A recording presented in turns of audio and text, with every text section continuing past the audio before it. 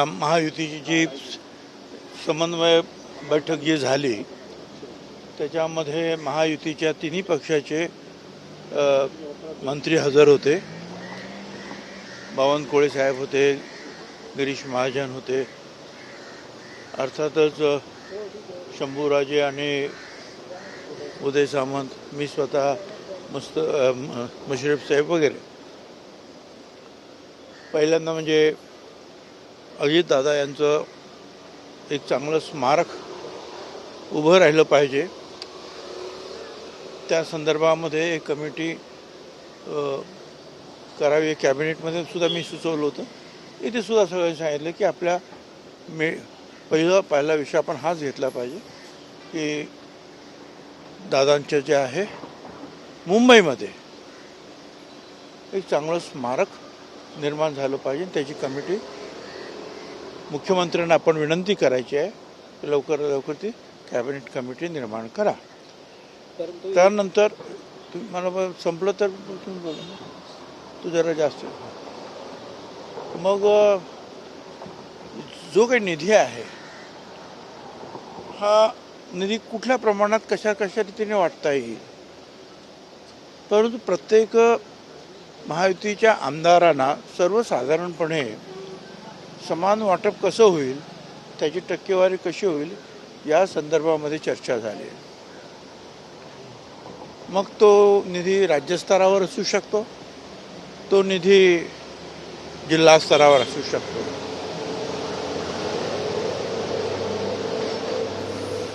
त्याचबरोबर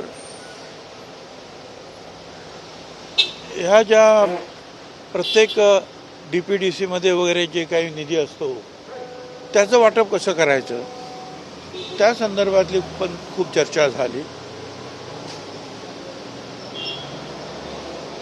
नंतर महामंडळं वगैरे जे आहेत त्याचं वाटप कसं करता येईल याची सुद्धा चर्चा झाली.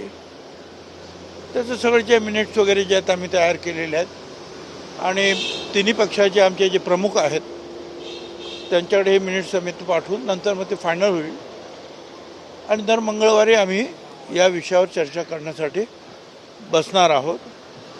आणि लवकरात लवकर निधी वाटपापासून तर महामंडळ वाटपापर्यंत सगळे प्रश्न धसास लावण्यासाठी आम्ही प्रयत्न करणार आहोत. त्याचबरोबर ही सुद्धा चर्चा झाली की महायुतीतलं वातावरण जे आहे हे चांगलं राहिलं पाहिजे. अशाच रीतीनं सगळ्या मंत्र्यांनी आमदारांनी सगळ्यांनी प्रयत्न केले पाहिजे. जर एखादं काही स्टेटमेंट आपल्याला करायचं असेल तर पहिल्यांदा आपल्या नेत्यांना विचारून करा की मी असं स्टेटमेंट करू का म्हणून. असं स्टेटमेंट काही करू नका की ज्याच्यामुळे संभ्रम निर्माण होईल, असं कोणी काही करता कामा नये. थोडक्यात म्हणजे की महायुतीची जी शिस्त जी आहे ती सगळ्यांनी कशी काही पाळता येईल या संदर्भामध्ये चर्चा झाली. आणि यावर हे काही एका मिटिंगमध्ये काही सगळं संपणार नाही. वारंवार अनेक मिटिंग्स जे आहेत, बैठक आहेत, या बाबतीमध्ये आम्हाला घ्याव्या लागतील आणि त्याप्रमाणे आमचं ठरलेलं आहे की दर मंगळवारी आम्ही बसणार आहोत. आणि काय काय झालं आहे मागच्या आठवड्यामध्ये आणि या सगळ्या गोष्टींना जो आहे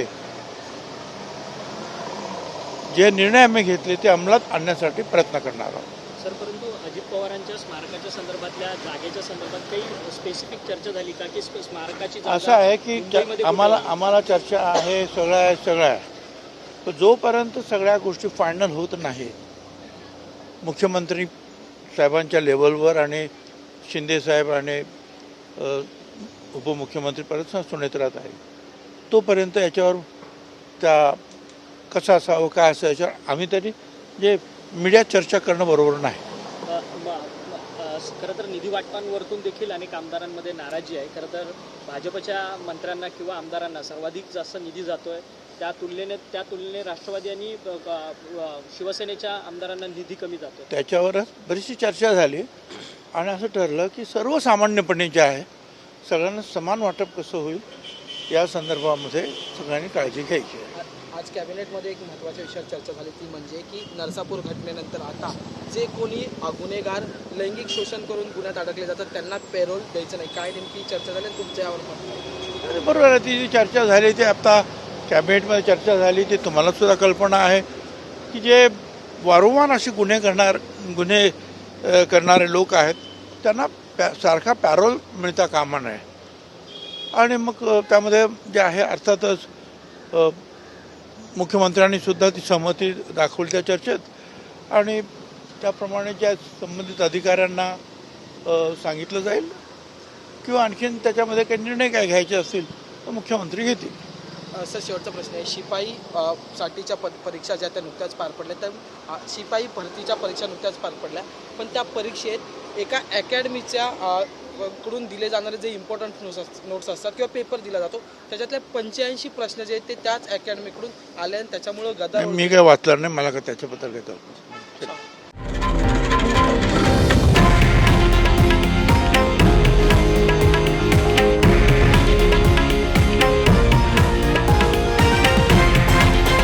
हे आहे देशातील नंबर 1 न्यूज नेटवर्क आणि आपण पाहत आहात TV9 मराठी, एकमेव.